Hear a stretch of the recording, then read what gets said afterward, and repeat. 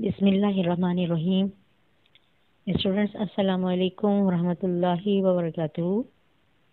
हम पढ़ रहे हैं second year physics in board chapter 14 magnetism and electromagnetism, lecture number 6। आज इसमें हम पढ़ेंगे मोशनल इंड्यूस्ड ईएमएफ और हम करेंगे पास्ट पेपर्स के न्यूमेरिकल्स 2006, 2007 और 2008 के। सबसे पहले हम देखते हैं what is motional induce EMF. ठीक है, इंड्यूस ईएमएफ हमने देखा था कि इसको प्रोड्यूस करने के डिफरेंट मेथड्स होते हैं। तो जब भी किसी कंडक्टर वायर के अराउंड मैग्नेटिक फील्ड चेंज होती है तो उस कंडक्टर में एक वोल्टेज आ जाता है, उसे हम कहते हैं इंड्यूस ईएमएफ, और उसकी वजह से फिर उस कंडक्टर में करंट फ्लो करता है अगर सर्किट कंप्लीट हो रहा है तो। अब हमने जो है इलेक्ट्रोमैग्नेटिक इंडक्शन में हमने देखा था कि मैग्नेटिक फील्ड हम किस तरह चेंज कर सकते हैं। सेल्फ इंडक्शन में और म्यूचुअल इंडक्शन में हमने देखा था कि by changing current we can change magnetic field. तो हमने वहाँ मैग्नेटिक फील्ड किस तरह से चेंज की थी कि करंट फ्लो कर रहा था कंडक्टर में, ठीक है, कॉइल में करंट फ्लो कर रहा था और उसको हम by variable resistors current change कर रहे थे। करंट चेंज होने से उस कॉइल के अराउंड मैग्नेटिक फील्ड चेंज हो रही थी और मैग्नेटिक फील्ड चेंज होने से उसके अंदर इंड्यूस ईएमएफ आ रहा था। ये तो इस तरह से induce EMF bye changing current या बाय चेंजिंग मैग्नेटिक फील्ड, ठीक है, उसमें आया था। तो एक मेथड हमने देखा था ये। अब यहाँ पे जो ईएमएफ इंड्यूस होगा वो होगा bye motion of the conductor, ठीक है, थ्रू मैग्नेटिक फील्ड। तो हमारा पर्पस क्या होता है, मैग्नेटिक फील्ड चेंज करना। मैग्नेटिक फील्ड चेंज होने से, ठीक है, ईएमएफ इंड्यूस होता है। अब यहाँ पे जब कोई भी कंडक्टर मैग्नेटिक फील्ड में मूव करता है और इस तरह मूव करता है कि मैग्नेटिक फील्ड की लाइंस जो हैं वो कट हो रही हों, तो इसका मतलब होता है कि मैग्नेटिक फील्ड चेंज हो रही है अराउंड द कंडक्टर, ठीक है, और फिर उसके अंदर एक ईएमएफ इंड्यूस हो जाता है जिसे हम कहते हैं मोशनल इंड्यूस ईएमएफ। ठीक है, अब अगर कंडक्टर जो है, ठीक है, अगर मैग्नेटिक फील्ड सपोज, ठीक है, एक पहला ये हम केस देख लेते हैं कि अगर मैग्नेटिक फील्ड इस तरह से है, ठीक है, ये मैग्नेटिक फील्ड की, ठीक है, लाइंस है, और कंडक्टर भी अगर हम इसी तरह से यानी उसके पैरेलल में, ठीक है, मूव कर रहे हैं, ठीक है, तो पैरेलल मूव करने से क्या होगा कि मैग्नेटिक फील्ड में मूव तो कर रहा है लेकिन मैग्नेटिक फील्ड की लाइंस कट नहीं होंगी इसके कंडक्टर के अराउंड। तो इस केस में क्या होगा कि ईएमएफ इंड्यूस नहीं होगा। ठीक है, सिर्फ ये वाला केस जिसमें conductor is moving parallel to the magnetic field, ठीक है, इस केस में क्या होगा कि ईएमएफ इंड्यूस नहीं होगा क्योंकि मैग्नेटिक फील्ड की लाइंस जो हैं वो कट नहीं हो रही हैं। ठीक है, तो मोशनल इंड्यूस ईएमएफ में हमें ये देखना है कि कंडक्टर इस तरह से रखा हुआ है, इस तरह से मूव कर रहा है कि मैग्नेटिक फील्ड की लाइंस जो हैं वो कट हो रही हैं, और कट होने का मतलब है कि वो चेंज हो रही हैं, ठीक है, अराउंड द कंडक्टर, उसके अंदर इंड्यूस ईएमएफ आ जाएगा ये। अब यहाँ पे देखें कि क्या होता है कि ये मैग्नेटिक फील्ड है, ये मैंने जो क्रॉस क्रॉस बनाया है इसको हम पहले भी देख चुके हैं जे थॉमसन में। ये किस तरह मैग्नेटिक फील्ड है इनटू द पेपर, ये ठीक है, यानी कि ये जो मैग्नेटिक फील्ड है जिसको हम बी से रिप्रेजेंट कर रहे हैं, मैग्नेटिक फील्ड की इंटेंसिटी को या स्ट्रेंथ को, ये क्रॉस क्रॉस सारी मैग्नेटिक फील्ड है, इनटू द पेपर है, और इनटू द पेपर जो है अगर हम इसको देखें, ठीक है, ये तीनों एक्सिस में, तो ये अंदर की तरफ ही जा रही है यानी अलोंग जेड एक्सिस है ये। ठीक है, magnetic field along Z axis है। कंडक्टर जो है हमने ये रखा हुआ है, ठीक है, ये कंडक्टर रखा है, ठीक है, एक वायर आप समझ लें, ठीक है, हमने मैग्नेटिक फील्ड में रखा हुआ है, तो ये इसकी डायरेक्शन क्या है, ये अलोंग वाई एक्सिस है, यानी कि हमने कंडक्टर को मैग्नेटिक फील्ड के परपेंडिकुलर रखा हुआ है। ठीक है, अब कंडक्टर को जो है मूव करवा रहे हैं, ठीक है, हम इन दिस डायरेक्शन, ठीक है, करंट कंडक्टर को इस डायरेक्शन में मूव करवा रहे हैं। ये डायरेक्शन क्या है, ये है अलोंग एक्स एक्सिस, यानी कि मोशन जो है वो अलोंग एक्स एक्सिस है, ठीक है, magnetic field along Z axis है, और कंडक्टर जो है, ठीक है, ये उसकी लेंथ आप समझ लें, ठीक है, ये अलोंग वाई एक्सिस है। तो मोशन जो है, ठीक है, यानी वेलोसिटी जो है इस डायरेक्शन में होगी अलोंग एक्स एक्सिस, ये वी की डायरेक्शन है मोशन ऑफ कंडक्टर की। तो अब क्या होता है कि जब हम कंडक्टर को मूव करवाते हैं तो उस पर हम फोर्स अप्लाई कर रहे होते हैं, ठीक है। उस फोर्स की वजह से कंडक्टर मूव कर रहा होता है। तो अब जब कंडक्टर मूव करता है या हम फोर्स अप्लाई करते हैं, ठीक है, तो मैग्नेटिक फील्ड में हमें पता है कि जब कोई कंडक्टर मूव कर रहा है तो इस कंडक्टर के अंदर क्या होंगे, इसके अंदर वैसे पॉजिटिव चार्ज भी होता है, ठीक है, इन द न्यूक्लियस हमें पता है, ठीक है, लेकिन वो पॉजिटिव चार्ज जो है वो मतलब अंदर ही रहता है, ठीक है, वो फ्री नहीं होता मूव करने के लिए। लेकिन कंडक्टर्स में फ्री इलेक्ट्रॉन्स होते हैं, ठीक है, वो इलेक्ट्रॉन्स मूव कर सकते हैं कंडक्टर में। अब ये मैंने फ्री इलेक्ट्रॉन्स बनाए हैं, ठीक है, तो ये इलेक्ट्रॉन्स हैं, ठीक है, जो कंडक्टर के अंदर मूव कर सकते हैं ये। तो जब हम इस कंडक्टर को मूव करवा रहे हैं तो इसका मतलब है कि हम इन इलेक्ट्रॉन्स को, इन चार्जेस को मूव करवा रहे हैं, ठीक है, मैग्नेटिक फील्ड में, ठीक है। अब इससे पहले हमने टॉपिक पढ़ा है कि व्हेन चार्ज इज मूविंग, ठीक है, थ्रू द मैग्नेटिक फील्ड, ठीक है, क्या होता है, force is applying on charges, ठीक है। यानी कि यहाँ पे क्या होगा कि जो चार्जेस हैं, इलेक्ट्रॉन्स हैं, जब ये मूव करेंगे, ठीक है, ये इस तरह से मूव कर रहे हैं, ठीक है, कंडक्टर के अंदर ही रहेंगे लेकिन हम मूव करवा रहे हैं, तो ठीक है, वो इस तरह से, ठीक है, ये आ रहा है। तो अब यहाँ पर इन चार्जेस के ऊपर एक फोर्स अप्लाई होगी जो कि मैग्नेटिक फोर्स होगी ये, ठीक है। अब मैग्नेटिक फोर्स मैंने आपको पहले ही बता दिया क्यों होती है। मैग्नेटिक फोर्स इसलिए होती है कि एक ये परमानेंट मैग्नेटिक फील्ड होती है और जब हम चार्ज को मूव करवाते हैं, ठीक है, तो वो चार्ज के अराउंड भी एक मैग्नेटिक फील्ड होती है और जब दो मैग्नेटिक फील्ड आपस में ओवरलैप करती हैं या इंटरेक्ट करती हैं तो एक दूसरे के ऊपर फोर्स अप्लाई करती हैं, वो होती है मैग्नेटिक फोर्स। तो वो मैग्नेटिक फोर्स इन चार्जेस पर या इलेक्ट्रॉन्स पर अप्लाई होगी, ठीक है। अब हम लेफ्ट हैंड रूल से देख सकते हैं कि वो मैग्नेटिक फोर्स जो है किस डायरेक्शन में होगी। अब अगर आप लेफ्ट हैंड रूल से देखें, ठीक है, लेफ्ट हैंड रूल से देखें तो आप अपनी फर्स्ट फिंगर को करें इस डायरेक्शन में, यानी कि अलोंग जेड एक्सिस, ठीक है, in the direction of magnetic field, और सेकंड फिंगर को आप करें इस डायरेक्शन में, ठीक है, यानी कि in the direction of velocity यानी अलोंग एक्स एक्सिस, ठीक है, और थंब को आप खड़ा कर लें। अब थंब को जब आप खड़ा करेंगे तो ये थंब जो है वो इस डायरेक्शन में आएगा यानी अपवर्ड आएगा अलोंग वाई एक्सिस, ठीक है। तो थंब जो डायरेक्शन बताता है फोर्स की वो होती है फोर्स ऑन पॉजिटिव चार्ज, ठीक है, यानी पॉजिटिव चार्ज पर फोर्स अपवर्ड अप्लाई हो रही होगी। तो अगर पॉजिटिव चार्ज पर फोर्स अपवर्ड है तो नेगेटिव चार्जेस पे क्या होगी, डाउनवर्ड फोर्स होगी। तो यहाँ पर इलेक्ट्रॉन है तो इलेक्ट्रॉन्स पर डाउनवर्ड होगी मैग्नेटिक फोर्स। ये जे थॉमसन में भी हमने देखा था कि अगर मैग्नेटिक फील्ड है और उसमें एक पॉजिटिव चार्ज आ रहा है तो अगर पॉजिटिव चार्ज है, ठीक है, उस पर अपवर्ड फोर्स अप्लाई हो रही है यानी अपवर्ड डायरेक्शन में डिफ्लेक्ट करता है, तो उसी मैग्नेटिक फील्ड में अगर नेगेटिव चार्ज आएगा तो वो डाउनवर्ड, ठीक है, मूव करेगा, डाउनवर्ड डायरेक्शन में डिफ्लेक्ट होगा, ठीक है, कर्व पाथ में इस तरह मूव करता है।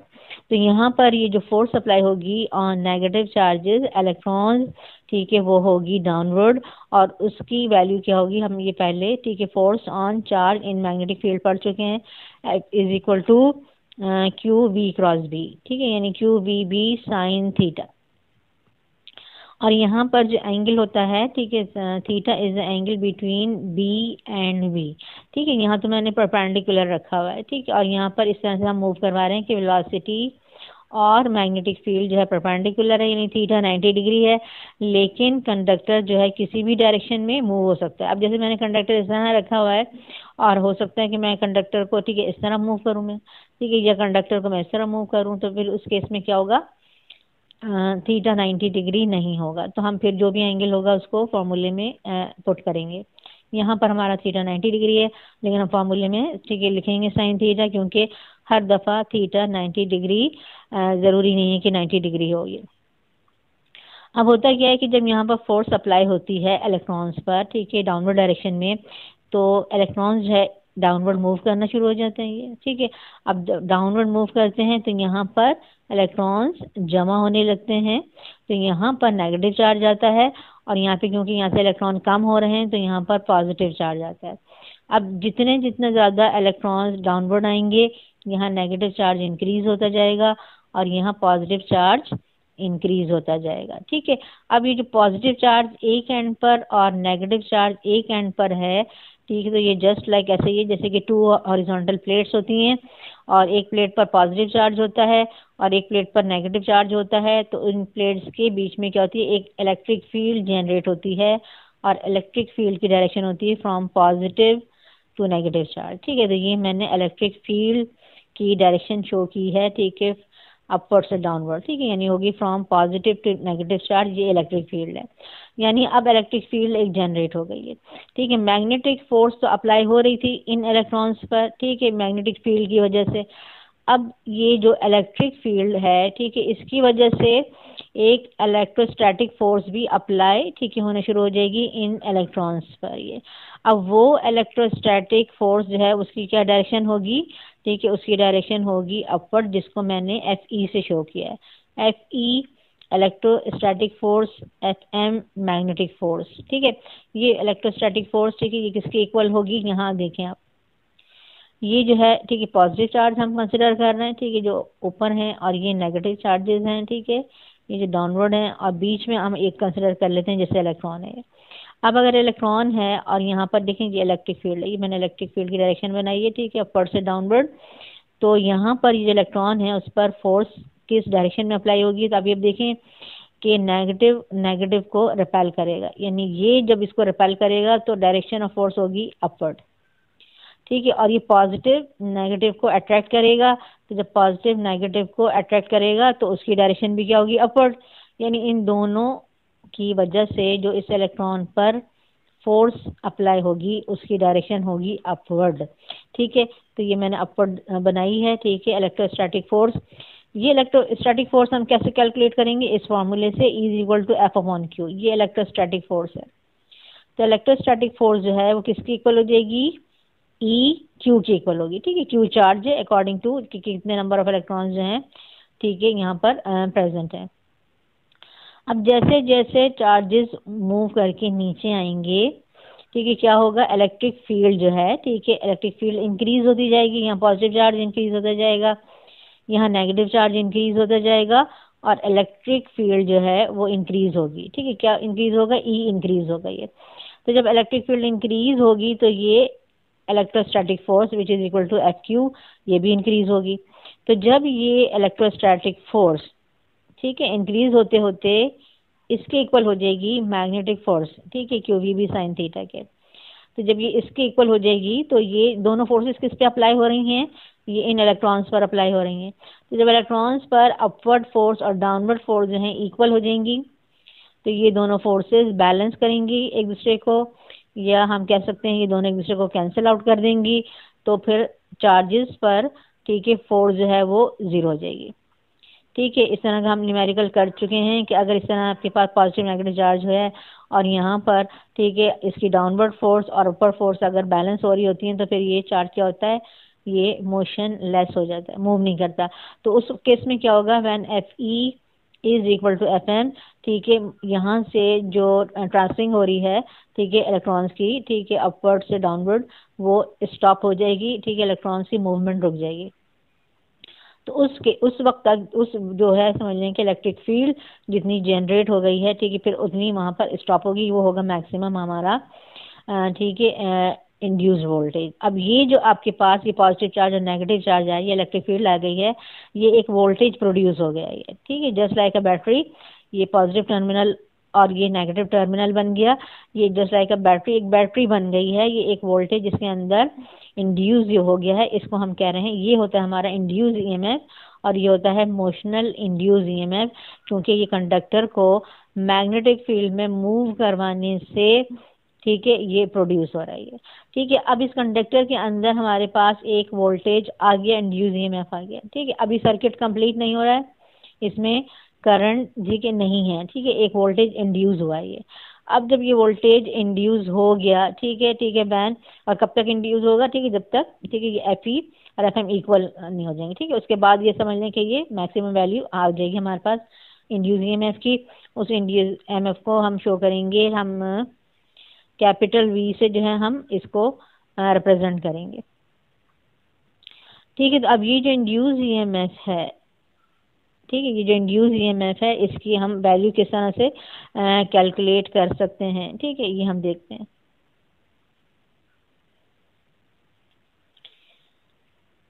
ठीक है, मैग्नेटिक फोर्स ऑन चार्जेस, ठीक है, मूविंग इन अ कंडक्टर, हमने कहा कितनी है, F M q v B sine theta.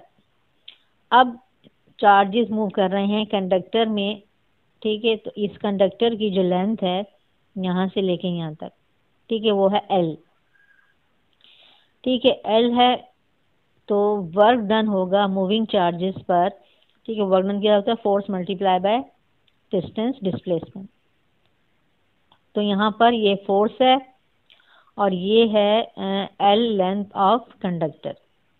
ठीक है, फोर्स और ये लेंथ ऑफ कंडक्टर।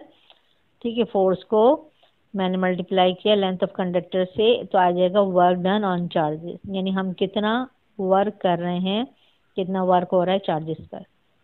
ठीक है, वर्क आ गया। अब मोशनल इंड्यूस ईएमएफ होता है, जैसे कि नॉर्मल पोटेंशियल डिफरेंस की फॉर्मूला क्या होता है कि work done per unit charge. ठीक है, वर्क डन को अगर आप चार्ज से डिवाइड करें तो हमारे पास आ जाता है वोल्टेज या पोटेंशियल डिफरेंस। तो यहाँ पे भी मोशनल इंड्यूस ईएमएफ इस तरह से हम कैलकुलेट कर सकते हैं, वर्क डन डिवाइडेड बाय, ठीक है, अमाउंट ऑफ चार्ज।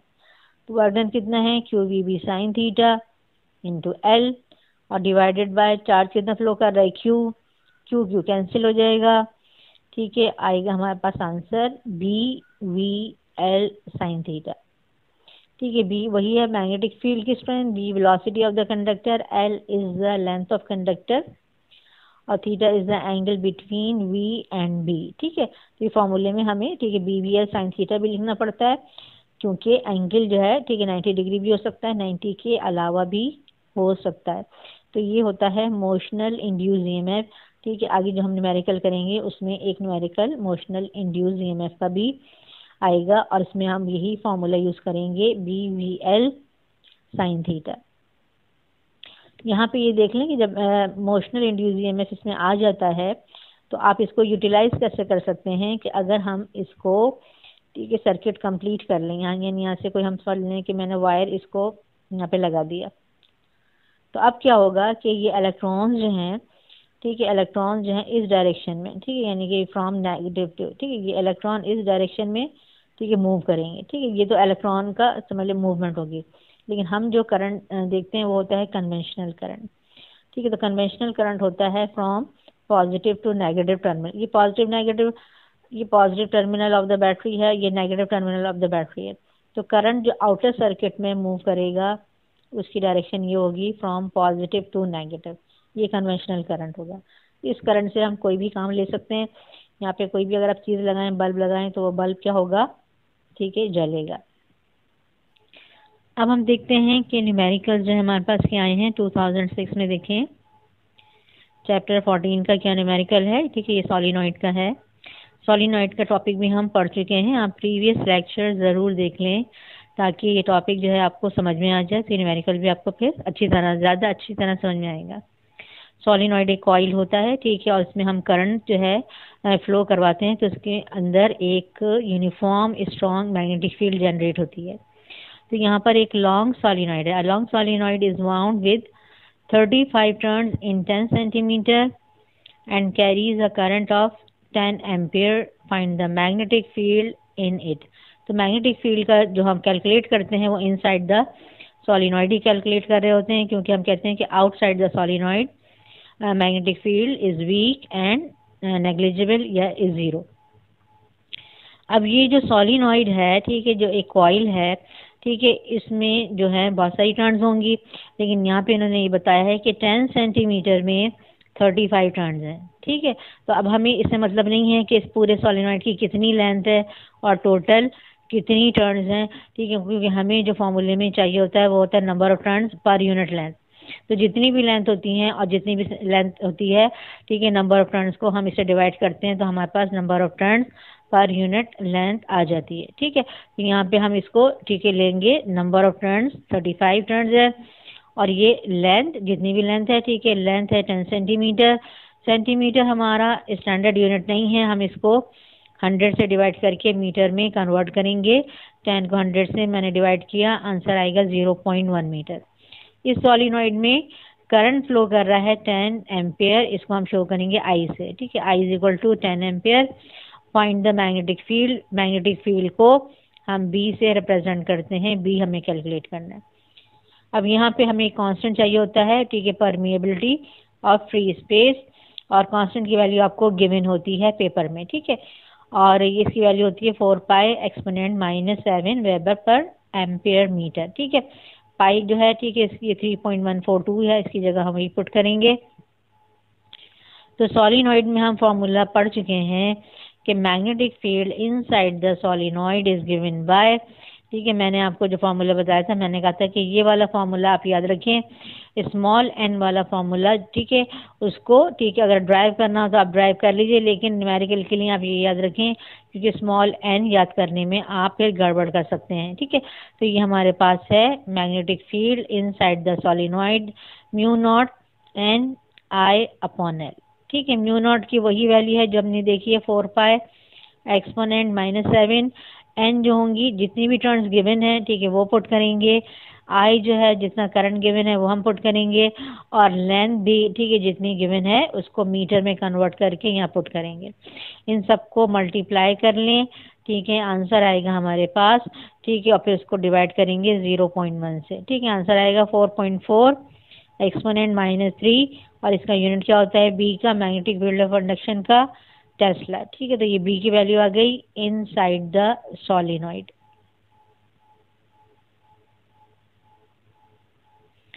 अब ये जो न्यूमेरिकल है 2007 का, ये है मोशनल इंड्यूस ईएमएफ का।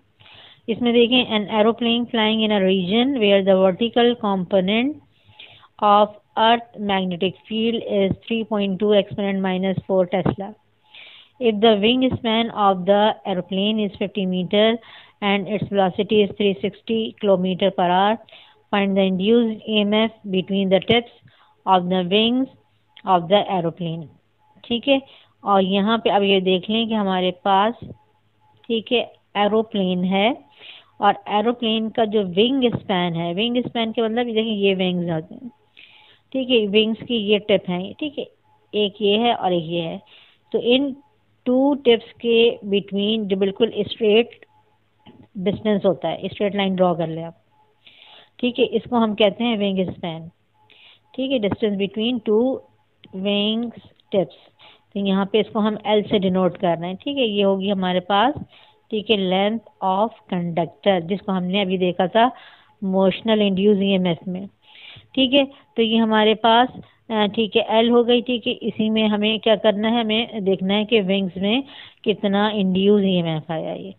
ठीक है, अब ये जो एरोप्लेन मूव कर रहा है, ठीक है, ये इस तरह से मूव कर रहा है, ये इन दिस डायरेक्शन, तो ये होगी इसकी वेलोसिटी की डायरेक्शन। ठीक है, ये वेलोसिटी का वेक्टर बनना है मैंने। मैग्नेटिक फील्ड जो है अर्थ की, वो उसका वर्टिकल कंपोनेंट लेना है, तो मैग्नेटिक फील्ड का जो वर्टिकल कंपोनेंट होगा वो होगा डाउनवर्ड। ठीक है, बी इज डाउनवर्ड। ठीक है, वर्टिकल, क्योंकि मैग्नेटिक फील्ड जो होती है, ठीक है, उसकी, ठीक है, कुछ इस तरह की, ठीक है, डायरेक्शन होती है अराउंड द अर्थ, तो कहीं पर, ठीक है, कुछ डायरेक्शन हो सकती है कहीं पर, ठीक है, हॉरिजॉन्टल या बिल्कुल वर्टिकल नहीं होगी। तो अगर फर्ज करें कि इस तरह से डायरेक्शन है, ठीक है, मैग्नेटिक फील्ड की, सपोज, ठीक है, अब सपोज इस तरह से आपके पास, ठीक है, डायरेक्शन है मैग्नेटिक फील्ड की, तो उसमें क्या होगा कि ये जो होगा इसका हॉरिजॉन्टल कंपोनेंट हो जाएगा, और फिर ये इसका, ठीक है, वर्टिकल कंपोनेंट हो जाएगा।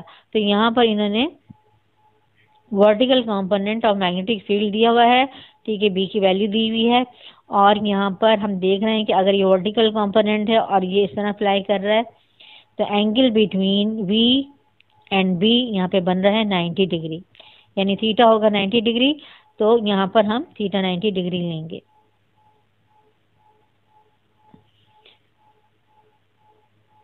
तो अब आप देख लेते हैं डाटा क्या है। ठीक है, an aeroplane flying in a region where the vertical component of earth magnetic field is, ठीक है, ये बी की वैल्यू है, बी की वैल्यू लिखी मैंने 3.2 exponent -4 Tesla. If the wing span, ठीक है, मैंने आपको बताया विंग स्पैन क्या होता है, डिस्टेंस बिटवीन, ठीक है, टू विंग स्टेप्स। ठीक है, ये हमारा एल है 50 मीटर। ठीक है, velocity of aeroplane 360 kilometre per hour, velocity 360 kilometre per hour, standard unit नहीं है, मीटर पर सेकंड में चेंज करेंगे। किलोमीटर मैंने आपको जैसे बताया, जहाँ किलो हो, ठीक है, उसको रिमूव करना है, तो वहाँ उसकी जगह 1000 लगा दें, तो यहाँ पे किलो की जगह हम 1000 लगा देंगे, तो बाकी क्या रह जाएगा, मीटर रह जाएगा। ठीक है, मीटर में कन्वर्ट हो गया, आर को हम चेंज करेंगे सेकंड में। ठीक है, तो अगर आप डायरेक्ट, अगर आप लिखना चाहें, आपको याद हो, तो यहाँ पे हम लिखते हैं डिनोमिनेटर में 3600। ठीक है। और अगर डायरेक्ट आपको याद नहीं है कि आप 3600 से डिवाइड करना है, तो आप ये देख लें कि 1 आवर में पहले देखें कितने मिनट्स होते हैं। ठीक है, 60 मिनट्स होते हैं, एक 60 लिख दें। ठीक है, फिर वो मिनट में कन्वर्ट हो गया।